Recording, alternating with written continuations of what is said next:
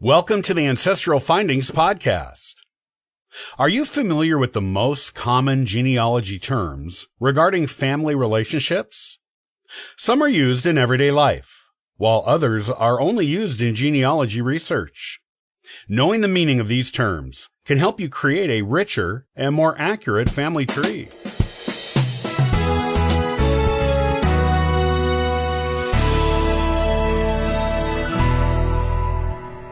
Believe it or not, simply knowing the meanings of some common genealogy terms can help you expand and improve your family tree research.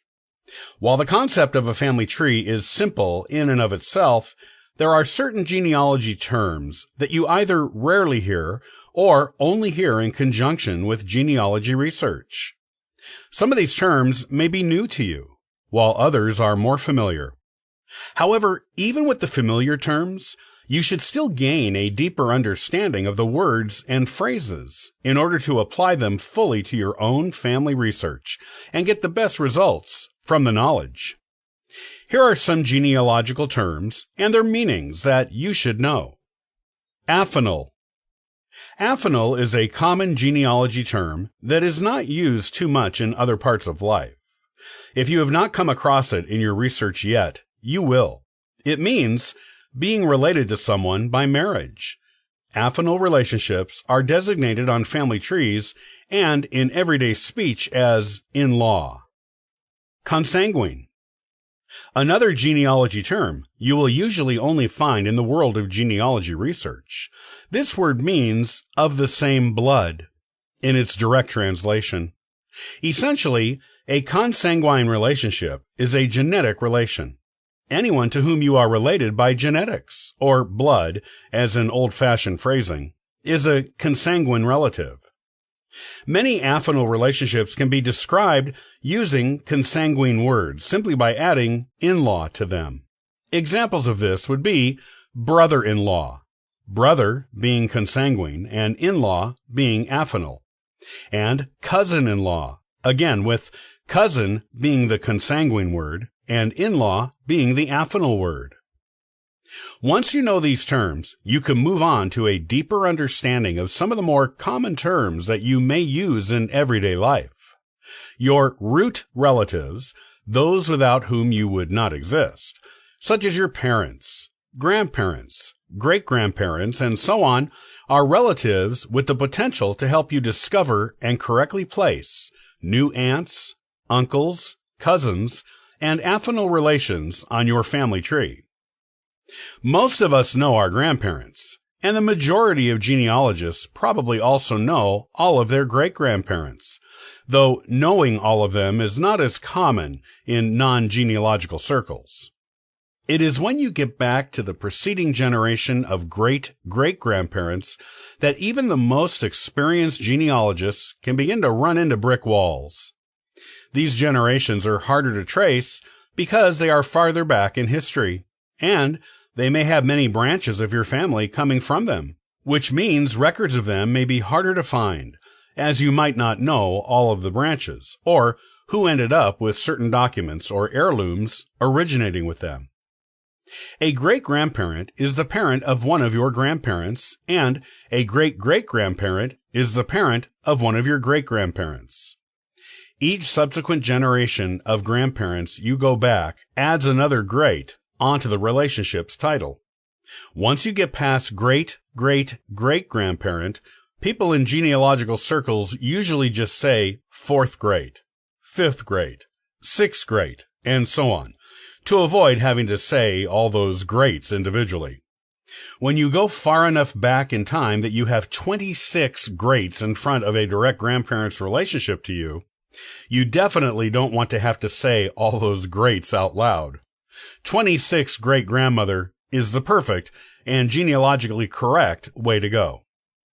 Each generation gap between a genealogist and a grandparent of however many greats increases the likelihood of records being lost, making that ancestor more challenging to trace. Other members of your family tree of the same generation and line may be lost as well, because you can't find the appropriate great-grandparent. Tracing those greats increases your chances of finding and placing other relatives in the same generation with each new great you discover, and thus makes your family tree bigger, richer, more interesting, and more accurate. In addition to the greats on your family tree, there are also the cousins. This is where a lot of genealogists get tripped up, even experienced ones. When you start talking about third and eighth cousins once or 10 times removed, it becomes challenging to determine exactly how they are related to you.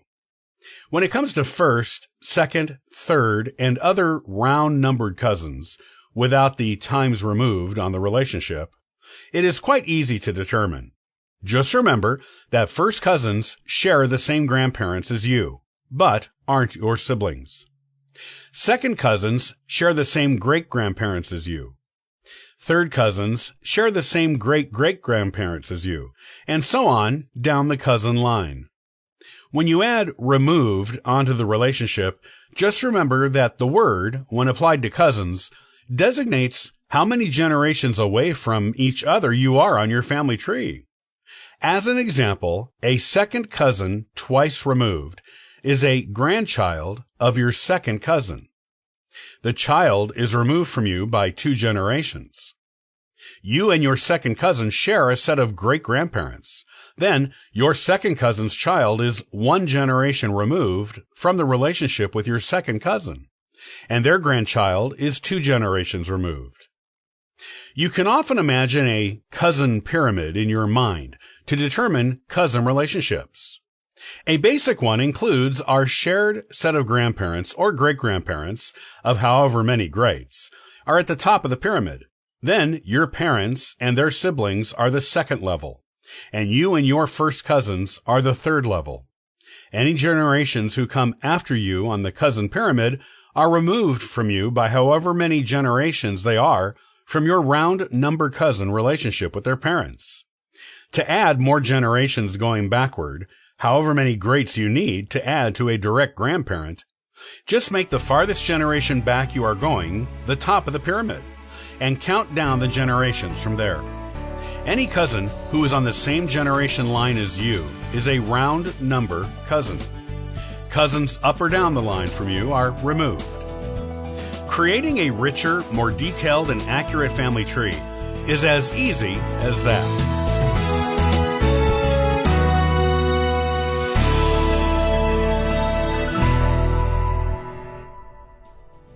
Thanks for listening to the Ancestral Findings Podcast. For free resources to help you in your genealogy research, you can visit ancestralfindings.com. Happy searching!